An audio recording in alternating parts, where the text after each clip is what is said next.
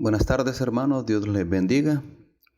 Para mí es un privilegio hermoso tener la oportunidad de compartir este mensaje de parte del Señor. Pongámonos en las manos de Él para que Él sea quien nos dé el entendimiento y la sabiduría para administrar su conocimiento y que nos dé un corazón dócil para que esta palabra produzca el bendito fruto que Él tiene programado para nuestra bendición.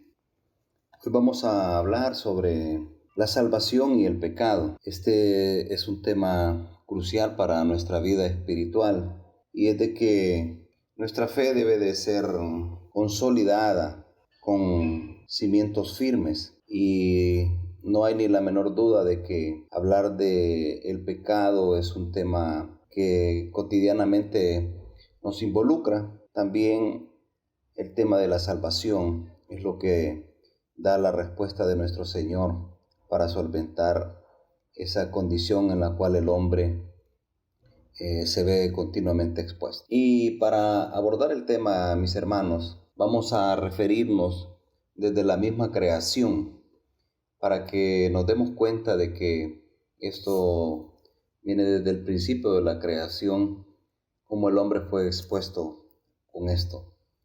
Génesis 1:1 dice la palabra: en el principio creó Dios los cielos y la tierra. Pero también en Juan 1:3 y dice que todas las cosas por Él fueron hechas, y sin Él nada de lo que ha sido hecho fue hecho. Colosenses 1:16 nos dice que todas las cosas fueron creadas por medio de Él. Y hermano, cuando habla Colosenses por medio de Él y para Él, se está refiriendo justamente a nuestro Señor Jesucristo, quien participó en la creación de los cielos y la tierra y todo lo que habita. Pero también participa, mis hermanos, cuando da la solución a lo que es el mayor y grande problema del hombre, que es el pecado. Vemos primeramente, hermanos, cuando en la palabra habla que la tierra fue creada por nuestro Señor. La tierra y la humanidad, en ese su comienzo, Dios lo hizo todo de manera perfecta. Dios calificó cada fase de la creación como buena, hasta que llegó a crear al hombre y a la mujer, a Eva, su compañera, Adán y Eva. Y vimos ahí cuando el Señor dice que no era bueno que el hombre estuviera solo, y por eso fue que le hizo su compañía. Y a este hombre el Señor le encomienda que tome posesión de la tierra, que se deleite en ella, pero le pone una condición, un mandamiento al cual debe de obedecer y del cual debe de limitarse, y es no tomar del fruto, no comer del fruto del árbol del bien y el mal. Y esa decisión, esa de no obedecer a nuestro Señor, a no acatar esa provisión de no comer ese fruto, hermano, a partir de ahí es donde se origina toda la generación del mal para con el hombre. Un trágico resultado que toda la humanidad se ve involucrada. Esa maldad que hubiera prevalecido si no fuese solamente por la intervención de nuestro Dios, con su bendito plan de salvación, al cual nosotros hoy, y gracias al Señor, estamos siendo bendecidos con esa oportunidad de restauración. Y esa es la historia principal de toda la vida, mis hermanos. Una historia que nos muestra que tenemos un Dios de misericordia, pero que estamos expuestos en un mundo de tinieblas y muy interesados por el enemigo para hacernos caer. Revisemos entonces del Génesis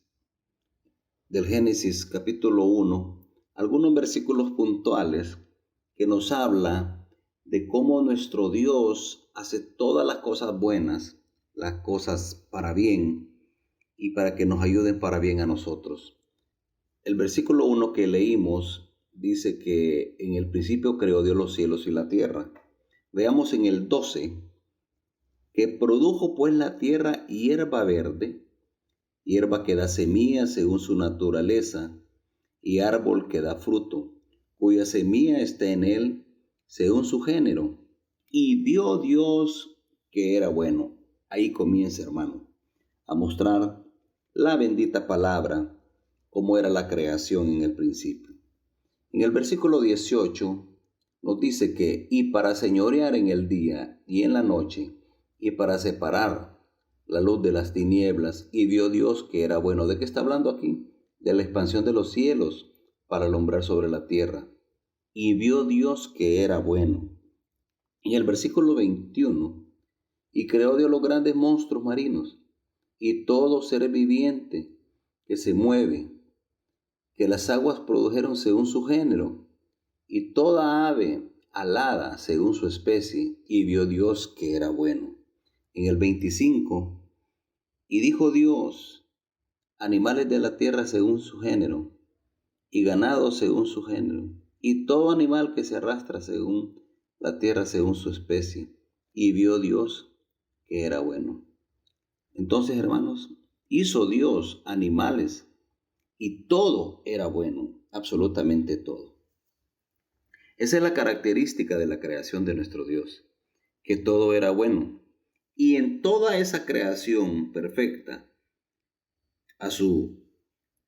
con su diseño exacto, el Señor, conociendo nuestras necesidades, más que dar una carga al hombre, Él, interesado en lo mejor para él, le da una condición para que estuviera en el huerto del Edén. Y vemos en el Génesis 2:17 que le dice, y veamos desde el 16. Y mandó Jehová Dios al hombre diciendo, de todo árbol del huerto podrás comer, mas del árbol de la ciencia del bien y del mal no comerás, porque el día que de él comieres, ciertamente morirás. Observe, hermano. ¿Cuál es el mandamiento? No comer del árbol. Pero es que hay una causa. Hay algo que el Señor quiere evitarle al hombre. Y es la muerte. Ciertamente morirás. Ciertamente morirás. Entonces, la instrucción es clara. Podríamos decir que hasta fácil de obedecer. Pero ¿cuál es la respuesta del hombre? ¿Cuál fue la respuesta que dio Adán a nuestro Señor? Veamos el Génesis 1, del 1 al 13.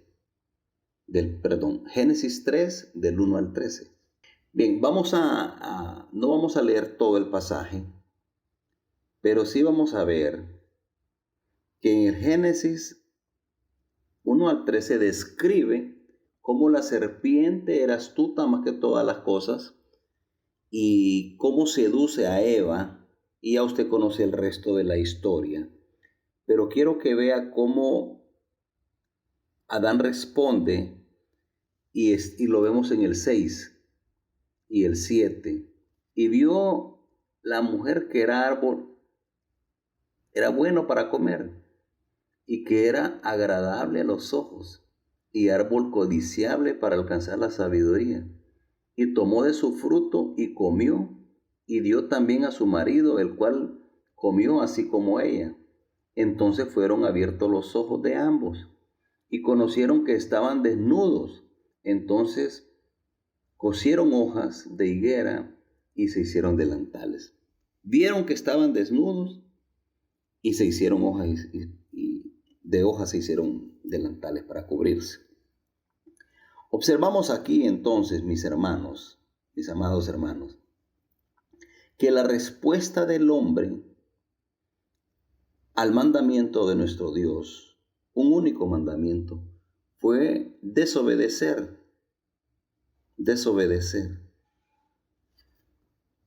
Nosotros hemos escuchado decir a personas, o de repente tal vez nosotros mismos, en un momento decir, pero ¿por qué yo voy a pagar el mal por otro?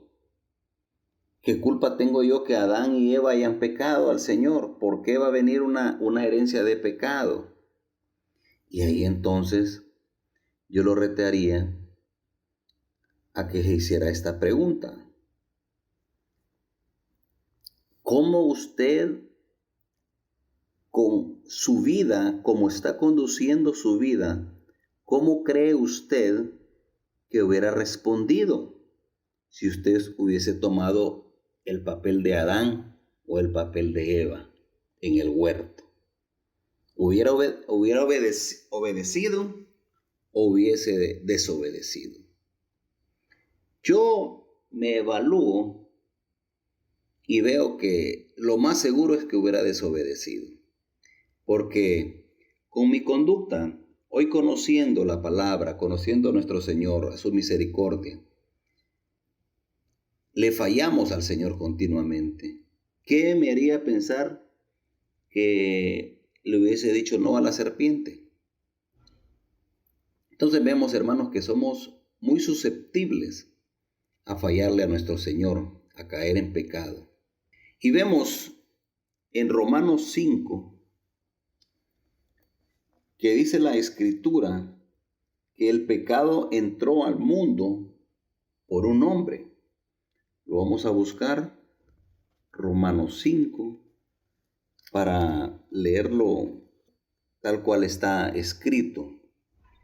Dice el 5:12, por tanto como el pecado entró en el mundo por un hombre, y por el pecado la muerte, así la muerte pasó a todos los hombres, por cuanto todos pecaron. Este pasaje, hermano, es de mucho debate para aquellos que no son creyentes, porque dicen, ¿cómo es posible que yo voy a pagar un pecado que no he cometido?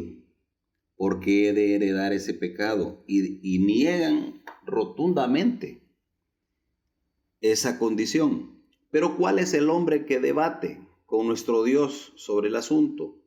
Es el hombre arrogante, un hombre que cree que no necesita de Dios, y un hombre que no quiere reconocer a un Dios primeramente creador del cielo y la tierra y a todos los hombres. Segundo, a un Dios soberano, sabio, que conoce, omnipresente, omnisciente. Un Dios que todo lo conoce y a Él no lo podemos engañar. Nosotros nos engañamos a nosotros mismos y queremos justificar nuestro pecado. Y no queremos venir al Señor. Y por eso es que empezamos a buscar excusas. Pero la verdad es que lo aceptemos o no lo aceptemos, esa es la realidad y está escrita en la palabra de Dios, que es sabiduría de nuestro Dios, que no tiene tela de juicio y que es 100% veraz. Entonces, ¿cuál fue la reacción de Adán y Eva al pecado? La reacción de Adán y Eva fue esconderse. Y esto lo vamos a ver volviendo al Génesis en el capítulo 3 de Génesis, versículo 7.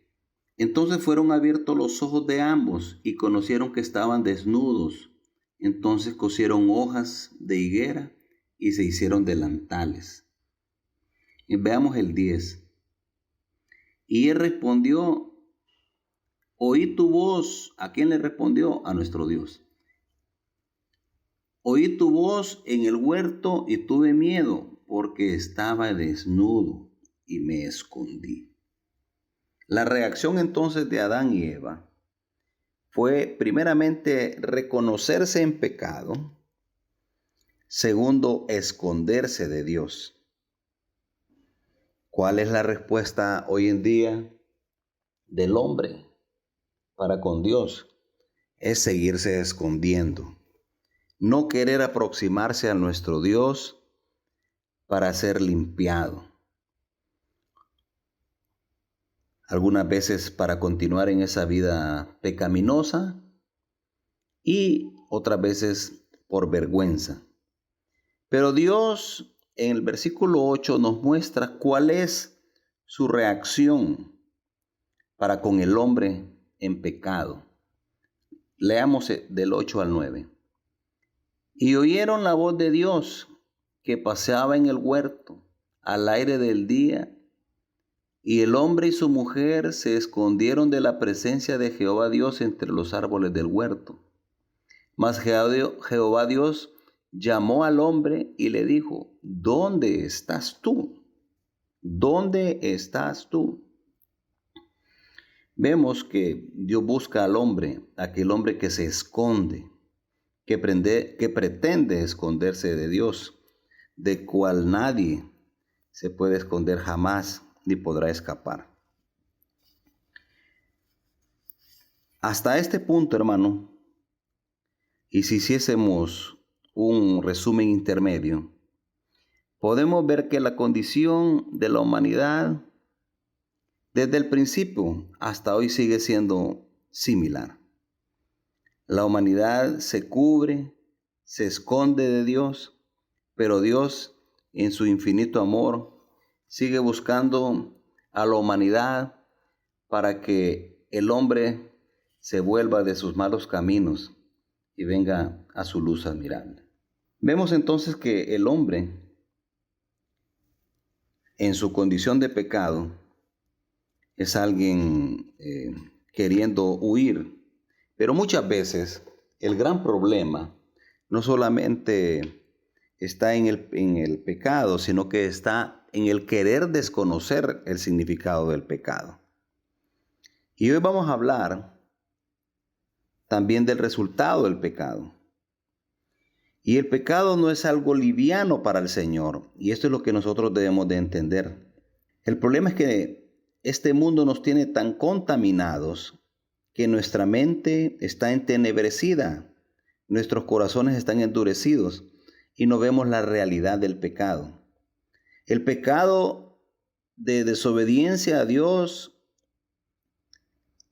es algo que puede ser definido como errar al blanco, pero no, hermano, errar al blanco, algo tan sencillo como una práctica de un juego de tiro al blanco. No, es errar al blanco, más bien llevémoslo a la dimensión donde nos expresa dos ideas. La primera, que tendría más que ver como la transgresión, y la segunda, la iniquidad. Veamos la transgresión.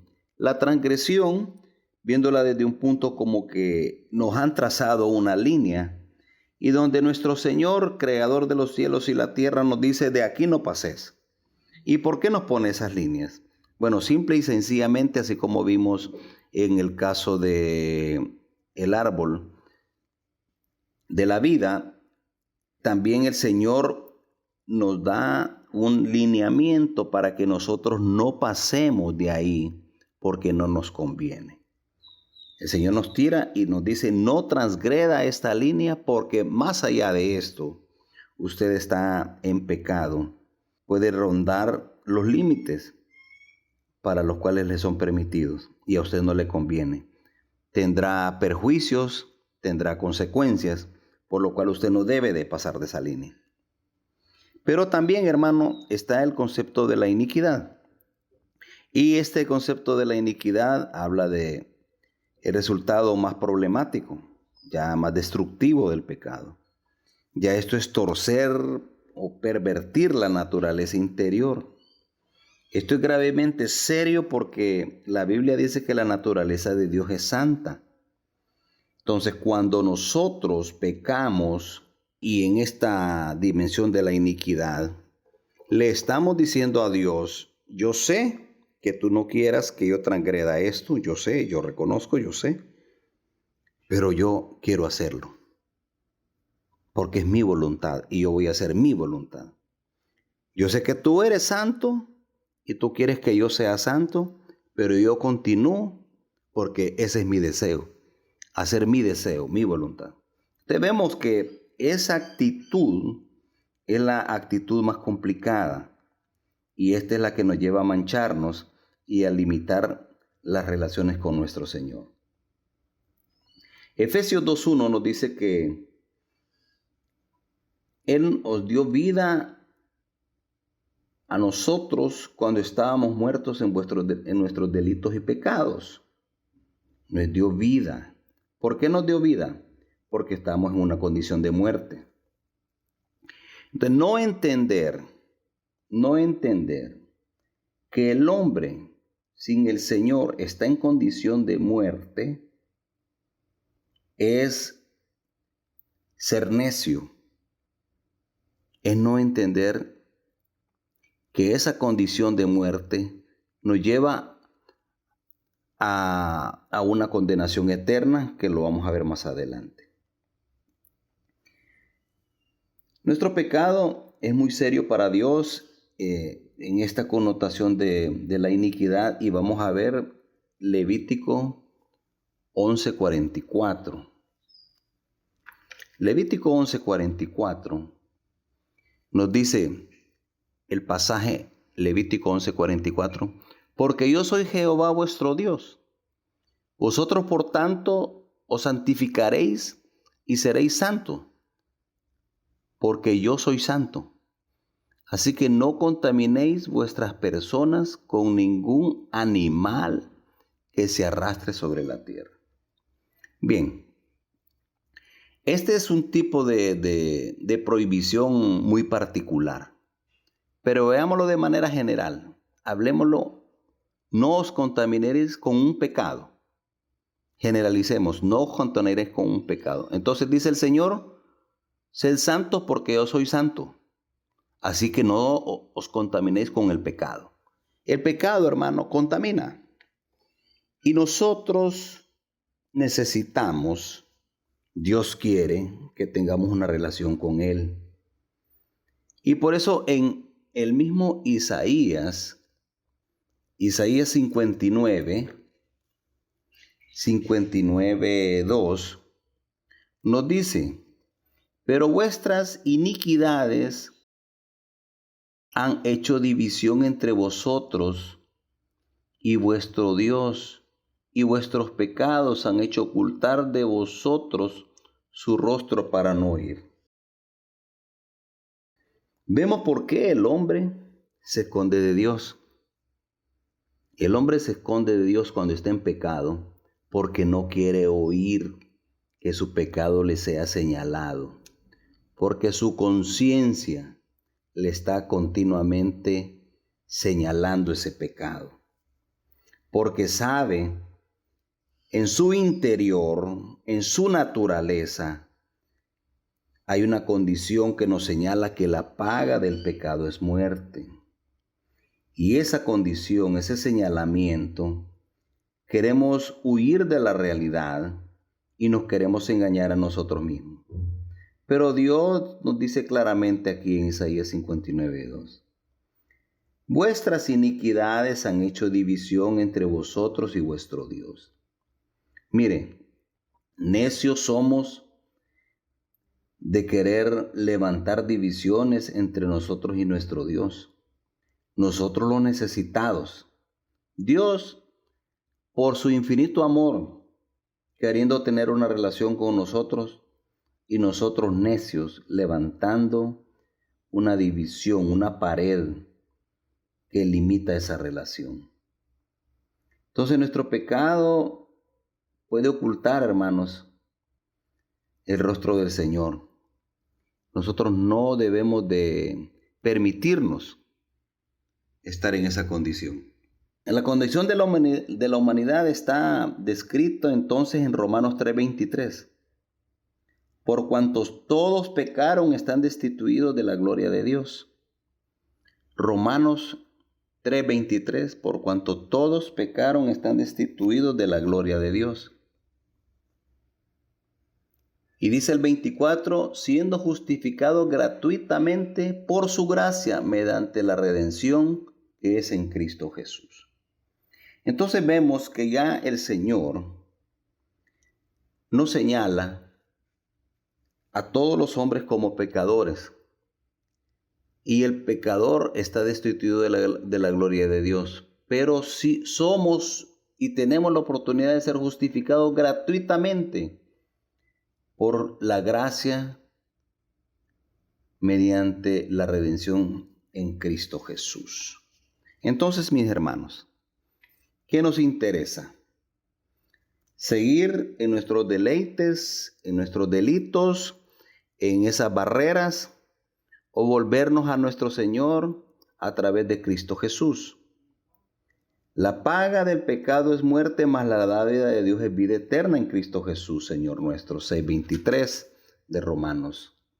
La paga del pecado es muerte, mas la dádiva de Dios es vida en Cristo Jesús, Señor nuestro. Quiero hacerles la observación de el por qué en el 23 lleva este pasaje de una definición de Cristo. Dice Cristo, no solamente dice Jesucristo, sino que dice Cristo Jesús, Señor nuestro. Es decir, la vida dada por nuestro Dios en Cristo Jesús es cuando nosotros tenemos a Jesucristo como Señor. Cuando lo hemos recibido, cuando le hemos confesado a Él como nuestro Señor, cuando hemos entregado nuestra vida para que Él la gobierne, nuestro Señor, entonces es ahí cuando esa condición pecaminosa de muerte queda atrás y venimos a ser una nueva criatura. Hebreos 9:27 nos habla de la forma como está establecido para los hombres que mueran una sola vez y después el juicio. Fíjense que a mí me llama mucho la atención este pasaje, porque yo sé que ustedes en algún momento, y si no lo han tenido, lo van a tener, una persona invitándola yo a que compartiera en un discipulado. Yo le mencionaba que de la Biblia hay mucho que aprender y que nos servía para la vida, pero lo más importante era para la vida eterna. Y esta señora me quedó viendo, ya una señora sexagenaria, de la tercera edad, me queda viendo a los ojos y me dice, ¿qué hay después de la muerte? Vemos que en ella ya había una conciencia, pero más que una conciencia, una preocupación. Y hermanos, no quise yo ser tan fuerte en ese momento, sino que la invité para recibir la charla completa. Pero sí, la palabra habla muy claro en Hebreos 9:27 y nos dice que de la forma como está establecido para los hombres que mueran una sola vez y después el juicio. Después el juicio. Nada más pasará después de la muerte del hombre, sino el juicio. Y si hablamos de un juicio eterno, estamos hablando de el infierno. Para muchos, un tema no aceptado, porque ¿cómo es posible? Si tenemos un Dios de amor, ¿cómo es posible que va a haber un infierno? Pues bueno, déjeme decirle, si ese es su pensamiento, y para usted, mi hermano, para que usted tenga esa convicción para compartir con aquellos que tienen dudas, les podemos decir que el infierno no fue creado para ningún hijo de Dios.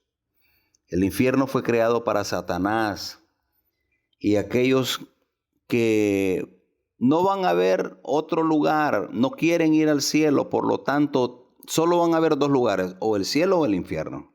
Pero como la gente no quiere ir al cielo porque no quiere ser obediente, porque no quieren aceptar a Cristo Jesús, entonces va a estar en el otro lugar. ¿Y cuál es ese otro lugar? Un lugar de tormento, un lugar donde serán dirigidos todos en el juicio eterno. Veámoslo más claro, hermano, en el Apocalipsis nos lo define claramente el 21 y vamos a leer el 7 y el 8, porque uno es consecuencia del otro.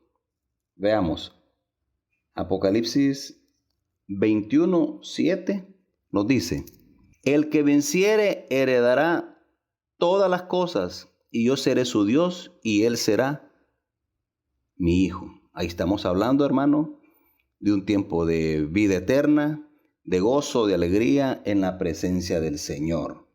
Ese es nuestro, diríamos, galardón, un regalo precioso de nuestro Dios. Sin embargo, en el 8 dice: pero los cobardes e incrédulos. ¿Quiénes son los cobardes? Aquellos que no tienen valentía, hermano.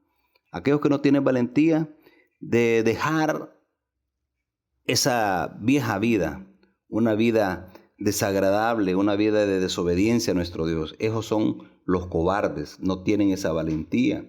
Esos cobardes que son incrédulos, que no creen, no quieren creer en nuestro Señor Jesucristo. Pero los cobardes e incrédulos, los abominables y homicidas, los fornicarios y hechiceros, los idólatras y todos los mentirosos tendrán su parte en el lago que arde con fuego y azufre, que es la muerte segunda. Hermanos, el Señor nos invita a vivir tiempos de gozo, de alegría y tener la esperanza. Seguir en este tiempo, hermano, viviendo con esperanza, sabiendo, hermano, que esto pasará pronto y que su venida está muy pronta. Entonces, debemos de entender que la solución del pecado es Cristo Jesús, y solamente a través de su muerte y resurrección es que fue posible que nosotros tuviéramos esas promesas de vida eterna. Más adelante daremos otra enseñanza para definir ya con más detalle cómo es la confesión de aceptar a nuestro Señor Jesucristo. Pero de manera general, usted abra su corazón y confiese que Jesús es el Señor y Salvador, y usted tendrá vida eterna y estaremos juntos, hermanos, en esos tiempos de pleno deleite. Mientras tanto, prosigamos adelante la buena batalla en Cristo Jesús, el autor y consumador de nuestra fe. Buenas noches, Dios les bendiga.